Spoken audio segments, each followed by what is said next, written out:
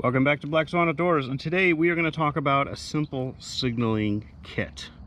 Now, this is a kit that I kind of put together a while ago, and have predominantly just kept it in my vehicle. And in fact, it's a kind of a model of a kit that I put together and talked about in one of my books on guerrilla medicine.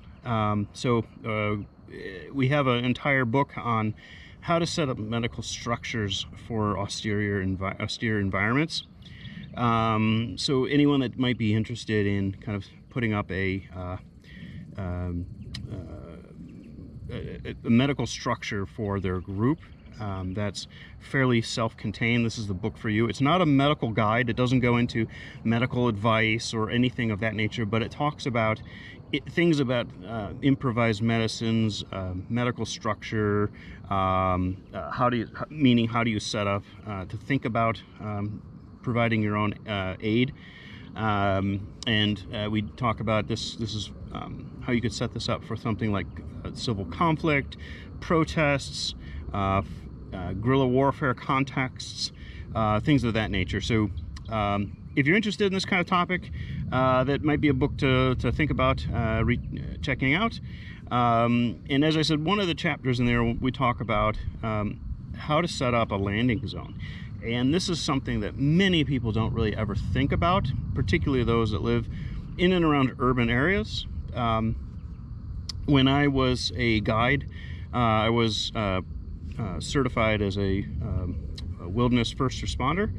And part of that training was learning how to set up a landing zone for a helicopter, so that if you had a situation, say you were backpacking or canoeing in the wilderness, and you needed to bring in a helicopter for evacuation, then you would be able to know how to not only prepare that space for that helicopter landing, to making sure that it's safe for the crew and pilot, but then also how to load and kind of handle the ground as a ground crew in case of an emergency. And it kind of had got me thinking that there's so many more contexts in which that bleeds into, particularly if you were driving on the road and there was a bad accident. Quite often helicopters in and around bigger cities are a means of evacuating injured people for many different kind of medical reasons as well. And so oftentimes we don't think about helicopters. I don't think, a lot of people don't, in that kind of context, and how individuals can help assist potentially ground crews. Now, in places where there's larger tracts of land and are farther away from hospitals, such as here in Australia and Africa, then you rely on the Flying Royal Air Services, and you're putting in landing strips and all that. So if you're interested in that kind of topic and that thing, we're going to have some posts in the future on our Patreon about that. So getting back to today's topic, which is this kit, basically it's just a few signaling items that that might be helpful for you to be able to put together for an array of different types of signaling.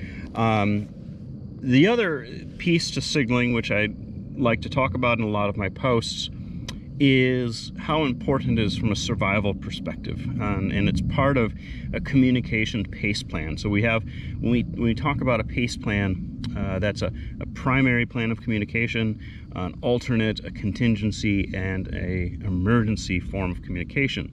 And so let's say if you're going backpacking, or if you're just doing maybe even a trip, a business trip even, you're going into a conflict zone, you're going into whatever it is, it doesn't matter. You need to stay in contact with somebody. You put together a pace plan to do that. So maybe your primary is calling on your cell phone. Maybe your alternate is sending a text. A contingency might be a satellite phone, for example. But almost always, not always, but a lot of times, your emergency form of contact might be some form of analog signaling. All right, not all the time, but it very well could be. So that could be signal mirrors, whistles, signs, things of that nature. And so really this kit is designed for assisting many of that type of communications that last that E in your pace plan. So getting inside of it here, very first thing is probably one of my favorite pieces of gear. I've done videos on this before. This is made from Battle Systems, and it's basically just a high-vis sheets, a cut down version of the military's kind of high vis, losing the name of it, signaling panel. And these things are pretty much standard for a long time, and for bush pilots, not this size, larger size. The larger the better. The problem with large ones is it's going to take up more room, and so it's oftentimes better, in my opinion, to have something smaller than not have anything at all. The other nice thing about this particular size is it's fantastic for hunting. I use it throughout deer season to put on my backpack. You're camoed up, maybe you're bow hunting and you're going in and out of an area and you want to have some visibility, or you're hiking through an area, maybe you're not even hunting and you want some blaze on there. So this is great for that. It's also camouflaged on one side, so if you want to be less seen, you have that. And then I just put a little IR Solus patch on here, small, but it's something that you could easily put, move right to a hat or a piece of uniform, whatever. But that's kind of a good place for me just to kind of keep that, so you can be detected theoretically with night vision from a helicopter, or goggles from, say, a search party. This is a great thing if you are bringing in if you are a bit car based, and you're bringing in a helicopter for whatever reason. You can mount this on top of your vehicle as well. So I'll put a picture of that on there.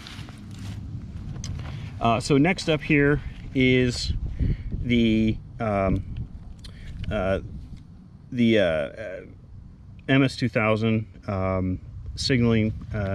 I go into great depth into all the features of this device. It's absolutely fantastic. It's an excellent signaling beacon, and it works in many different contexts, not just wilderness. But let's say you are traveling for business in an area and widespread conflict erupts. You're stuck in your hotel. You call in with your emergency insurance for evacuation. You can put this right in your window or at the top of the hotel to signal where you are at for that team. For example, that's kind of, but you can do many different types of signaling. That's just kind of an example.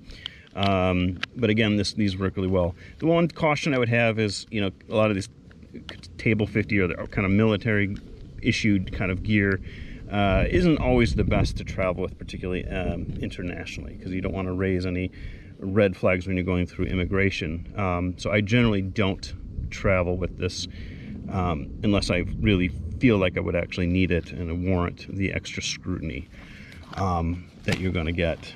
Second, here are some stakes and this is some paracord, and this gives you an opportunity to not only throw up maybe an emergency antenna up into a tree, but also signaling as well. And I'll show a picture on that, and I'll do a video on that separate as well. Signal mirror. Sorry about that. I lost my camera battery. Just went out. Didn't even recognize it. So lastly, here is a roll of flagging tape. This can be used for a signal on its own. It can also be put up to help signify a perimeter for a helicopter. It can be used as a windsock so that the helicopter can see wind direction as well. And then finally, here are some chem sticks, which can be used for an array of different types of signaling. I'll put some video photos of some options that you can do, but you can crack a few of these, keep them rubber band together, and have a beacon, so make a trail with them to indicate 4 corners of a landing zone, or the Y shape of a landing zone, depending on the type of landing zone you want to have. You can use it, crack one of these and swing it around with your paracord, make a buzz saw. We have a video of that as well. So there's plenty of things you can do with chem lights. So I have 6 reds and 1 yellow. That way I can mark a perimeter if I needed to for the landing zone with red, and then have another one for signaling with a different color, or I could use the different colors for different different different signals that I'm communicating with a group or whomever. So yeah, there's a ton of different other types of signaling devices and all sorts of stuff, but this is just kind of a quick kit that you could put together. Like I said, leave in your car, keep in a pack, emergency pack, and then you have kind of a ready-made kit ready to go, and then you can pick and choose whatever you felt what you needed for your conditions. But if you got everything put together, then it's all in one go. You just grab it and go. So with that, yeah, if you have any questions or comments, put them down below. If you've got any other types of signaling tools that you use that's not included in here, put them down below. Let us know what you do. And remember to check out our Patreon if you're interested in particularly this evasion stuff that we've been doing lately, because we did a lot of posts on this type of thing. So, all right, thanks again. Like and subscribe.